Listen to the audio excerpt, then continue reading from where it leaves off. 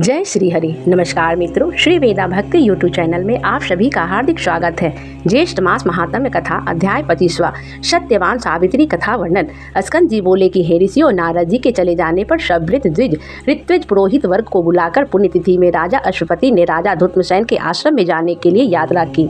हे नृप, राजा अश्वपति ने राजा धुत्मसेन के आश्रम में घान्य में जाकर साल वृक्ष के सहारे बैठे हुए महात्मा धुत्मसेन को देखा। कुशा के आसन पर स्थित नेत्रहीन राजा को देखकर अश्वपति ने राजर्षि धुत्मसेन का यथाविधि पूजन किया और नियमित वचनों से अपना मंतव्य निवेदन किया और कुशासन बैठने के लिए दिया। जो उनका विचार सत्यवान के विषय में था सब कुछ कह दिया और अपना अभिप्राय भी कह दिया और कहने लगी कि हे राजर्षि, मेरी शोभना कन्या सावित्री नाम की है। हे धर्मज्ञ, आप उसको अपनी पुत्र वधू के रूप में ग्रहण करें। राजा धुत्मसेन बोले कि हे राजन, हम लोग राज्य से च्युत हैं और वनवास का आश्रय लेकर तपस्वियों के धर्म जैसे जीवन व्यतीत कर रहे हैं। इस वनवास के आश्रम में रहने के अयोग्य आपकी कन्या इस शीत को किस प्रकार सहन कर सकेगी। राजा अश्वपति कहने लगी कि हे राजसत्तम, इसने जानकर ही पतिव्रता है। आपके पुत्र के साथ इसका विवाह संबंध स्वर्ग के समान सुखदायी होगा, इसमें कोई संशय नहीं है। हे राजन, मैं आपके सुहृदय भाव में शरण में तैयार होकर आया हूँ। मेरी आशा को नष्ट ना करें। आपका अयोग्य पुत्र भी मुझे अभिमत है और इसी तरह मेरी अयोग्य कन्या भी आपको अभिमत हो।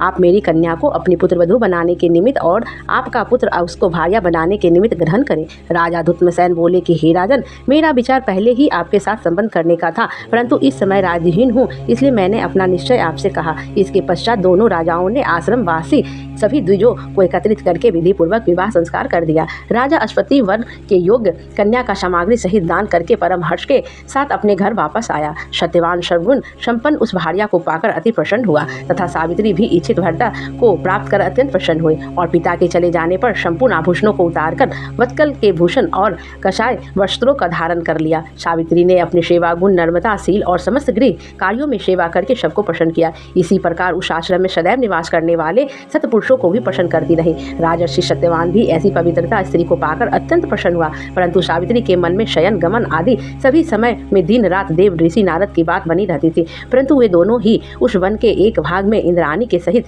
इंद्र के समान आनंद करते थे। इस प्रकार कुछ समय बीत गया। इति श्री ज्येष्ठ महात्म्य सत्यवान सावित्री कथा वर्णन 25वां अध्याय समाप्त।